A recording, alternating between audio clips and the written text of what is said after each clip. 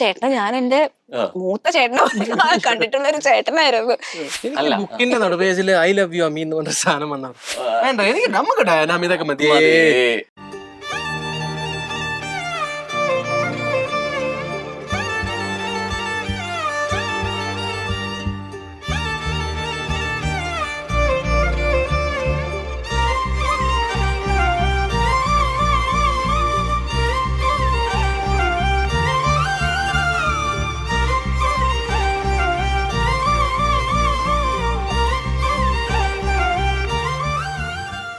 പ്രണയിക്കാൻ ആഗ്രഹിക്കാത്തായിട്ട് ആരാണുള്ളത്? സംസാരിക്കുന്ന പ്രണയത്തെ കുറിച്ചാണോ? എങ്കിൽ നമ്മൾ വാത്തോരാതെ സംസാരിച്ചുകൊണ്ടേയിരിക്കും. സോ ഈ പ്രണയ ദിനത്തിൽ സൂര്യ കോമഡിക്കൊപ്പം ഒരുപക്ഷെ നമുക്ക് ഏറ്റവും പ്രിയപ്പെട്ട രണ്ട് വ്യക്തികൾ തന്നെ പ്രണയത്തെക്കുറിച്ചും അല്ലാതെ അവരുടെ വിശേഷങ്ങളെ കുറിച്ചും ഒക്കെ സംസാരിക്കാൻ നമുക്കൊപ്പം ചേരുകയാണ്. സോ ഏറ്റവും പ്രിയപ്പെട്ട അമീൻ ആൻഡ് ഡയാന, നമസ്കാരം. Happy Valentine's day. Thank you bro. എനിക്ക് അതെ, ഈ വാലന്റൈൻസ് ഡേ ഒക്കെ എങ്കിലും ഒരു വാലന്റൈനെ കണ്ടുപിടിച്ചോ? ഇനിയുള്ള വർഷമെങ്കിലും ഇനിയുള്ള കാലമെങ്കിലും അങ്ങനെ തിരുത്തി പറയൂ. ആൻഡ് വാലന്റൈൻസ് ഡേ ആണ് അല്ലെ. നമുക്ക് എപ്പോഴും ഈ പ്രണയദിനം പ്രത്യേകിച്ച് പ്രണയിക്കാൻ ഒരു ദിവസം വേണ്ടി മാത്രം അല്ലെ ആവശ്യമില്ല നമ്മൾ ഇപ്പോഴും പറയാറുണ്ട്. 365 ദിവസം പ്രണയിച്ചുകൊണ്ടിരിക്കുകയാണ് എന്തെങ്കിലുമൊക്കെ കാരണത്താലേ. പക്ഷെ എനിക്ക് തോന്നുന്നു എനിക്ക് മുമ്പിലിരിക്കുന്ന രണ്ടുപേര് പ്രണയത്തെക്കുറിച്ച് ഏറ്റവും കൂടുതൽ ഭംഗിയായിട്ട് സംസാരിക്കാൻ പറ്റുന്ന ഒരു സമയം കൂടിയാണ്. കാരണം ഒരു വർഷം അല്ലെ ഒരു യാത്ര പിന്നിട്ടിരിക്കുകയാണ്. അത് പറഞ്ഞ വഴിക്ക് ഇങ്ങനെ തിരിച്ചു നോക്കുന്നുണ്ടോ? ഇവിടെ അത് പറയുമ്പോൾ ഇവിടെ എന്ത് റിയാക്ഷൻ ആണ് വരുന്നത്? പ്രണയത്തെ കുറിച്ച് ഞങ്ങളിപ്പോ എന്താ പറയാ? പിന്നെ അതിനകത്ത് ഏറ്റവും രസമുള്ള സംഭവം ഇപ്പൊ ഈ ഒരു വാലന്റൈൻസ് ഡേ ഒക്കെ ഞങ്ങള് പ്രണയിച്ചുകൊണ്ടിരിക്കുകയാണ്. കല്യാണം കഴിഞ്ഞതിന് ശേഷമാണ് ഞങ്ങളുടെ പ്രണയം. ആക്ച്വലി ഞാൻ മുന്നേ ഒരുപാട് വേദികളിൽ പറഞ്ഞിട്ടുണ്ടായിരുന്നു, എല്ലാവരും സംശയം ഉണ്ടായിരുന്നു നമ്മുടെ ലവ് മാരേജ് ആണോ എന്നുള്ളത്. പക്ഷെ അല്ല. അപ്പൊ ഇപ്പോഴാണ് നമ്മൾ ആ ഒരു ട്രാക്കിലേക്ക് വരുന്നത്. ഇപ്പൊ ഞങ്ങൾ അത് എൻജോയ് ചെയ്തോണ്ടിരിക്കുകയാണ്. എനിക്കൊന്ന് പ്രണയം വിവാഹത്തിന് ശേഷം ഏറ്റവും ഭംഗിയുള്ള കാലഘട്ടമാണ് അല്ലെ ശരിക്കും. അങ്ങനെയും പറയാം. നമ്മൾ അങ്ങനെയാണ് എന്ന് പറഞ്ഞു കഴിഞ്ഞാൽ അങ്ങനെ മാത്രമാണ് എന്ന് ചിന്തിക്കരുത്. പ്രണയത്തിന് പല ഭാവങ്ങളുണ്ടല്ലോ. വിവാഹത്തിന് മുൻപ് പ്രണയിക്കുന്നവരുണ്ട്, ശക്തമായിരിക്കാം. ശേഷവും നല്ല അടിപൊളിയായിട്ട് പ്രണയിക്കുന്നവരുണ്ട്. അതും സ്ട്രോങ് ആൻഡ് ബ്യൂട്ടിഫുൾ ആണ്. ഒരു മാറ്റം പ്രകടമാവുന്നത് കുറച്ച് വരികളിൽ പറയാൻ പറഞ്ഞ എങ്ങനെയായിരിക്കും വിവാഹത്തിന് ശേഷമുള്ള പ്രണയം? ഞാൻ പറയാം. അതായത് ഇപ്പൊ ഞങ്ങള് രണ്ടുപേരും എടുത്ത് നോക്കുവാണെങ്കിൽ ഞങ്ങളുടേത് ഒരു അറേഞ്ച്ഡ് മാരേജ് ആണ്. അല്ലെങ്കിൽ ഒരു somebody else arranged it for us. ഞങ്ങള് കൂടുതൽ പരസ്പരം മനസ്സിലാക്കുന്നതും ഡെഫിനറ്റ്ലി നമ്മൾ ഒരു ഫൈനൽ തീരുമാനത്തിന് മുൻപ് നമ്മളൊരു ബേസിക് അങ്ങോട്ടും ഇങ്ങോട്ടുള്ള ഒരു പരസ്പര മനസ്സിലാക്കൽ നടത്തി. പിന്നെ കൂടുതൽ ഈ പറഞ്ഞ പോലെ പ്രണയിച്ചതും നമ്മൾ അങ്ങോട്ടും ഇങ്ങോട്ടും മനസ്സിലാക്കുന്നതിൽ ചെറിയൊരു പ്രണയം ഉണ്ടായിരിക്കുമല്ലോ, ചില മൊമെന്റ്സ് ഉണ്ടായിരിക്കില്ല കൂടുതൽ. അത് കല്യാണത്തിനോടനുബന്ധിച്ചും അല്ലെങ്കിൽ ശേഷമാണെന്ന് പറയാം. ഓക്കെ, ഇപ്പം ആക്ച്വലി റോഹൻ പറഞ്ഞത് ശരിയാണ്. ഞങ്ങളിപ്പോ കൂടുതൽ ഇങ്ങനെ പ്രണയിച്ചുകൊണ്ട് ആ ഒരു ട്രാക്കിൽ ഇങ്ങനെ പൊയ്ക്കോണ്ടിരിക്കുവാണ് ആക്ച്വലി. അതെ, കാരണം ഞങ്ങൾക്ക് വലിയൊരു ഭാഗ്യമുണ്ട്. ഞങ്ങൾ വളരെ ബ്ലെസ്ഡ് ആണ്. ഞങ്ങൾ ഒരുപാട് അപ്സ് ആൻഡ് ഡൗൺസിലൂടെ കടന്നുപോയതിന് ശേഷമാണ് ഞങ്ങൾ പരസ്പരം കണ്ടുമുട്ടിയത്. എപ്പോഴും പ്രണയം നമുക്ക് തുടങ്ങി വെക്കുന്ന സമയത്ത് പലപ്പോഴും ഒരു പേടിയായിരിക്കും അല്ലെ. സ്കൂൾ ടൈമിലായിരിക്കാം. നമുക്കിപ്പോ പാട്ടുകൾ സിനിമകളിലൂടെയൊക്കെ നമുക്ക് ഇതിന്റെ ഒരു തീവ്രത നമുക്ക് അറിയുമെങ്കിലും ഇഷ്ടം തോന്നിയ ഒരു കാര്യത്തെ പറയാൻ കുറച്ചുകൂടെ പേടിയിലായിരിക്കും നമുക്ക് എല്ലാവരുടെയും പ്രണയം തുടങ്ങി വെച്ചിട്ടുണ്ടായിരിക്കാം. പിന്നെ അവിടെ നിന്ന് അങ്ങോട്ട് ഒരു ലവ് ലെറ്റർ കാലഘട്ടവും പറയാൻ പേടിയുള്ള സുഹൃത്ത് വഴി പറയുന്ന കാലഘട്ടവും ഇത് കഴിഞ്ഞിട്ട് പല രൂപത്തിൽ പല ഭാവത്തിൽ കണ്ടു. ഏറ്റവും അവസാനം അല്ലെ ഡേറ്റിംഗ് ആപ്പിലൂടെ ഏറ്റവും ഈസി ആയിട്ട് പ്രസന്റ് ചെയ്യാൻ പറ്റുന്ന ഒരു സമയത്ത് കൂടിയാണ് നമ്മൾ ജീവിച്ചു പോകുന്നത്.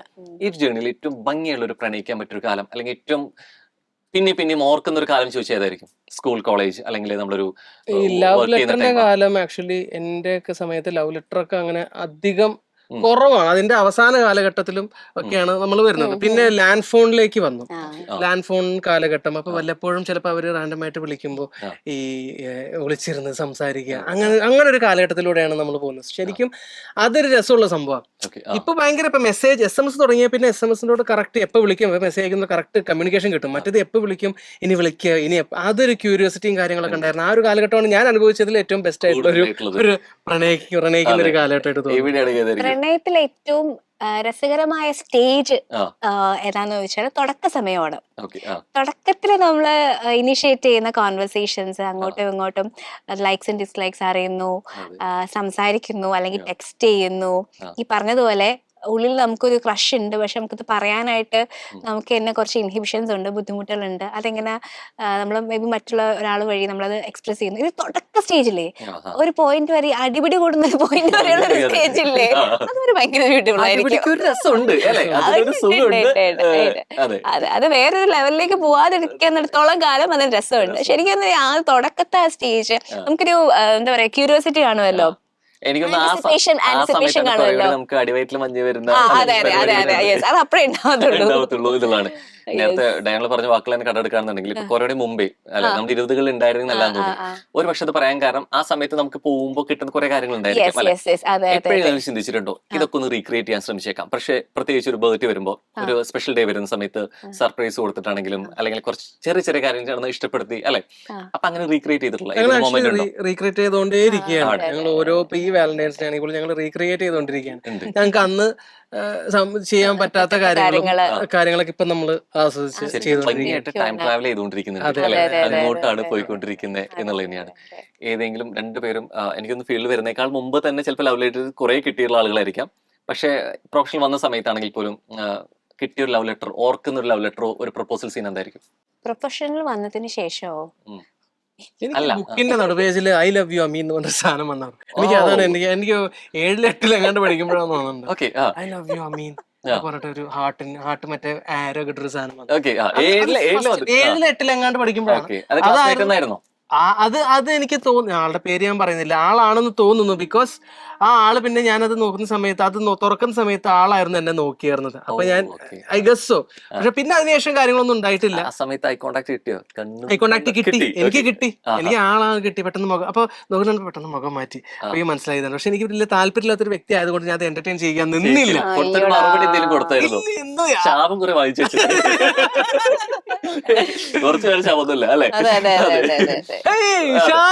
എനിക്ക് ഇഷ്ടപ്പെടാത്ത കുട്ടികളെ ഞാൻ പിന്നെ ഐ ലവ് യു ടു പറയണോ? അത് ശരിയാണല്ലേ. ഏതായിരിക്കും ഓർക്കുന്ന ഒരു ലെറ്ററോ ഒരു എഴുത്തോ പ്രപ്പോസൽ? ഒരു ഭയങ്കര കോമഡി ആയിട്ടുള്ള ഒരു സിറ്റുവേഷൻ, ഒരു എക്സ്പീരിയൻസ് ആണ് ഉണ്ടായിട്ടുള്ളത്. അതായത് സ്കൂളിൽ കോളേജിൽ പഠിക്കുന്ന സമയത്തൊന്നും അങ്ങനെ ലവ് ലെറ്റേഴ്സ് ഒന്നും കിട്ടിയിട്ടില്ല. നമുക്ക് പറഞ്ഞില്ല, ആ ഒരു കാലഘട്ടം ആയിരുന്നില്ല. ഞാന് ഇപ്പം അഭിനയിച്ചു തുടങ്ങിയതിന് ശേഷം ഒരു ലൊക്കേഷനില് ഞങ്ങളുടെ ഒരു അസോസിയേറ്റ് ആയിട്ട് വർക്ക് ചെയ്യുന്ന ഒരു ഡയറക്ടർ ചേട്ടൻ, സോ ഹീസ് എ സീനിയർ ചേട്ടൻ ബട്ട് അൺമാരീഡ്.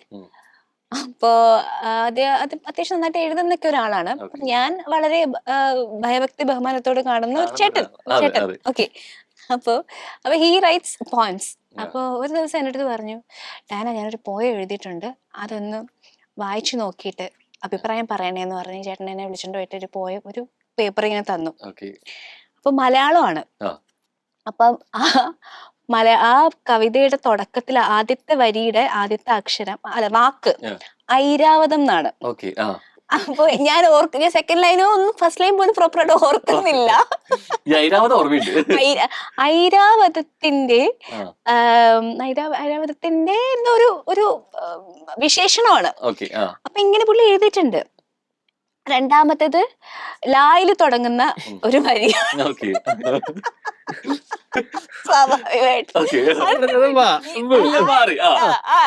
ഓക്കെ, പിന്നെ ഡാ ഉണ്ട്, യാ ഉണ്ട്. അപ്പൊ എനിക്കിത് ആദ്യം വായിച്ചിട്ട് എനിക്കിതൊന്നും കണ്ണില്, ഞാൻ പറഞ്ഞ ചേട്ടൻ നല്ല കവിതയാണെന്ന് പറഞ്ഞു. അപ്പൊ പുള്ളി ആണല്ലേ, ഒന്നുകൂടെ വായിച്ചു നോക്കൂ. ഞാൻ പറഞ്ഞു ഓക്കെ, അങ്ങനെയില്ല. ലെറ്റേഴ്സ് ഇതൊക്കെയാണെന്നേ ഉള്ളൂ. പിന്നെ ചേട്ടൻ പറഞ്ഞു ഒന്നുകൂടെ നോക്കൂട്ടെ, ആദ്യത്തെ ഒന്ന് കൂട്ടി വായിച്ചു നോക്കൂന്ന്.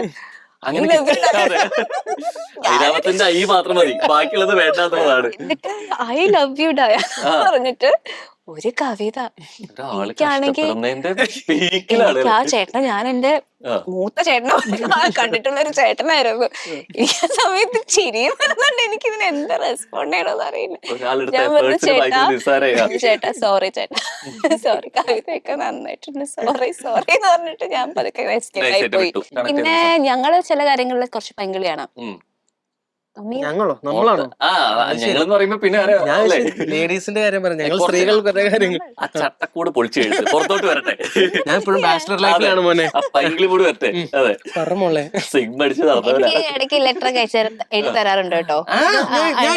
ഞാൻ റീക്രിയേറ്റ് ചെയ്യുന്ന കാര്യം പറഞ്ഞില്ലേ എഴുതി തന്നൊരു ലെറ്ററിൽ രണ്ടുപേര് അമീൻ എഴുതി തന്ന അമീന്റെ ഉള്ളിലെ പ്രണയം കവിയും ഒക്കെ വന്നിട്ടുള്ള എന്റെ എഴുതി തന്ന രണ്ട് കാര്യം എന്തായിരിക്കും? ഞാന് യാത്ര പോകുമ്പോഴാണ് എനിക്ക് ആ ലെറ്റേഴ്സ് കിട്ടാറുള്ളത് കേട്ടോ. ആ. ഓക്കെ, അപ്പൊ ഞാൻ കാണാണ്ട് ആ. എന്റെ ബാഗില് ലെറ്റർ, ചോക്ലേറ്റ്, പൂവ് ഒക്കെ ആയിട്ട് ഇങ്ങനെ കാമുക ഉദ്ദേശിക്കുന്ന പോലെ സാധനമല്ല ഇത്. പുഷ്പിച്ച് ഇത് പുഷ്പിച്ച് അതല്ല. ഇത് ഇങ്ങനത്തല്ലല്ലോ. ഇത് അതല്ല. പിന്നെ ഞാനിങ്ങനെ അത് പിന്നെ അത് മറ്റേ ബ്ലേഡ് വെച്ച് ആക്കിയിട്ട് രക്തം കൊണ്ട് ശരി ഇത് അങ്ങോട്ടൊക്കെ പോണേ അല്ല എനിക്ക് ലെറ്റേഴ്സ് എഴുതി തരാറുണ്ട്. ഉണ്ട് ലെറ്റർ എഴുതി ഞാൻ പറഞ്ഞ റീക്രിയേറ്റ് ചെയ്യുന്നു. ഈ പറഞ്ഞ പോലെ പൂവും ചോക്ലേറ്റും കാര്യങ്ങളൊന്നുമില്ല. ചോക്ലേറ്റ് ഒക്കെ നോർമൽ ആയിട്ടുള്ള ചോക്ലേറ്റ്സ് ആഹാ. പിന്നെ പോരട്ടെ. തളർത്തി കളഞ്ഞു. ഒരു ഫ്ലോയിലൂടെ ഒഴുകി വരികയായിരുന്നു. അലർക്കളും നിറകളും ഒഴുകട്ടെ. പറയൂ. പറഞ്ഞു തന്നു, അത്രേ ഉള്ളൂ. തരാറുണ്ട്. അല്ല അത് എനിക്ക് ഇഷ്ടമാണ്.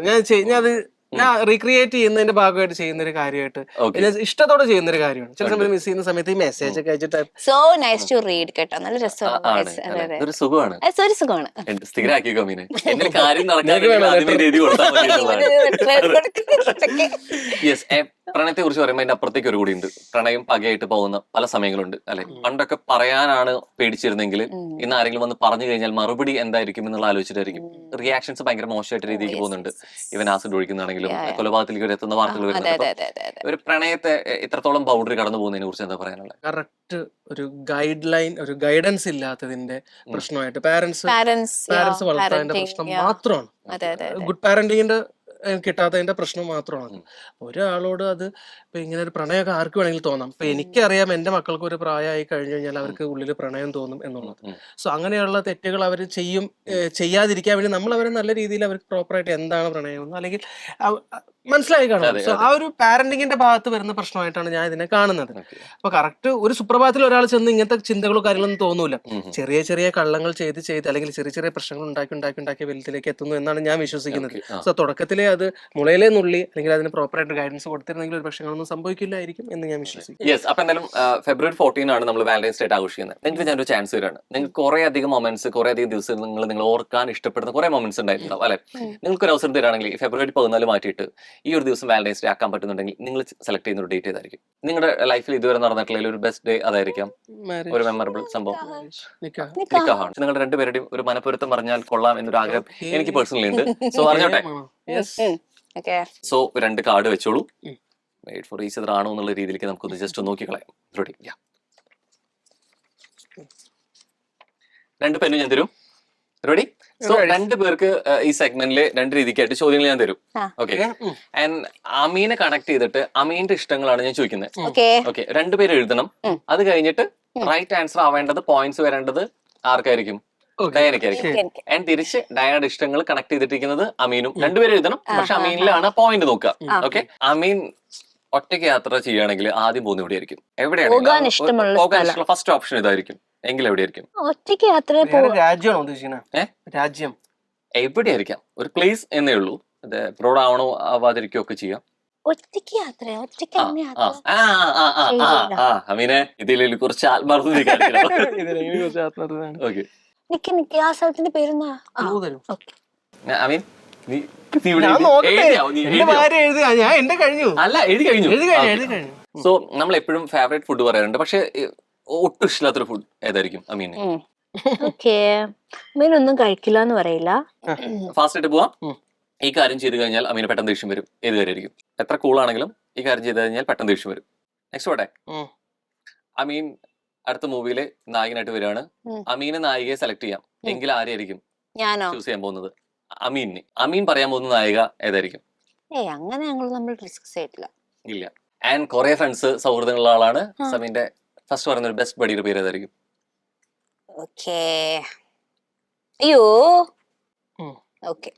റെഡി? കഴിഞ്ഞ? യെസ്. അയ്യോ നായിക. ഓക്കെ. ആ നായിക പെട്ടെന്ന് എഴുതിക്കോ.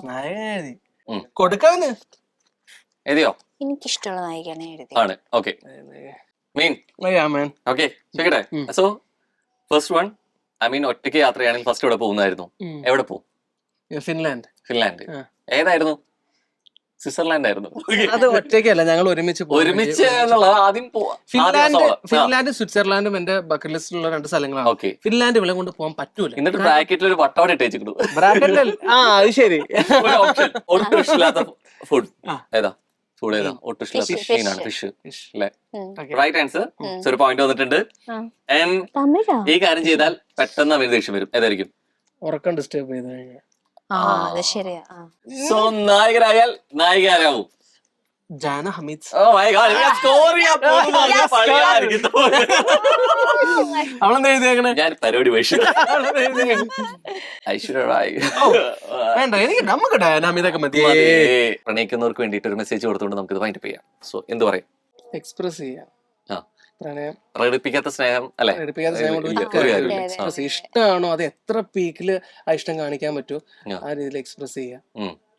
And love from the heart. Yeah. ഹൃദയത്തിൽ നിന്ന് സ്നേഹിക്കുക. Okay. അപ്പൊ അങ്ങനെ പ്രണയങ്ങൾ ഉണ്ടാവട്ടെ. അതെ. പ്രണയിച്ചുകൊണ്ടേയിരിക്കും. അപ്പൊ happy Valentine's day. Thank you man. Thank you so Thank much. you. Thank you so Thank you. Much.